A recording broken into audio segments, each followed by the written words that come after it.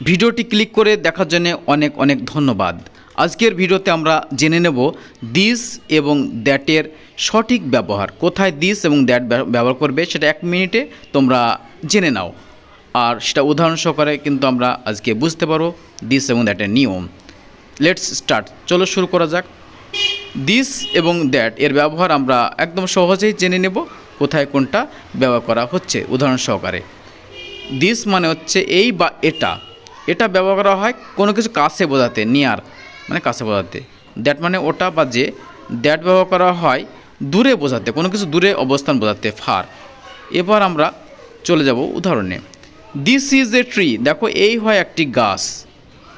That is a tree, ওই হয় একটা গাছ, দূরে বোঝাচ্ছে। দিস ইজ এ ডগ, এই হয় একটি কুকুর, কাছে আছে। দ্যাট ইজ এ ডগ, ওই হয় একটি কুকুর, দূরে অনেকটা। দিস ইজ এ হাউস, এই হয় একটি বাড়ি।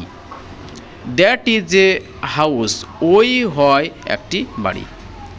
দিস ইজ এ হর্স, এই হয় একটি ঘোড়া। দ্যাট ইজ এ হর্স, ওই হয় একটি ঘোড়া। দিস এবং দ্যাটের ব্যবহার আমরা উদাহরণ সহকারে জানলাম, আর ভুল হবে না। আমরা ভিডিওটি শেয়ার করে অন্য ভিডিও পেতে অবশ্যই ভিডিওটি শেয়ার করব, আর শেয়ার করে অন্যকে দেখার সুযোগ করে দিবে, ঠিক আছে? তো আমাদের চ্যানেলে এরপর নতুন নতুন ভিডিও পেয়ে যাবে, তাই অবশ্যই তোমরা কমেন্ট করবে কমেন্ট বক্সে। ভিডিও দেখার জন্য অনেক অনেক ধন্যবাদ। Thank you for watching the video.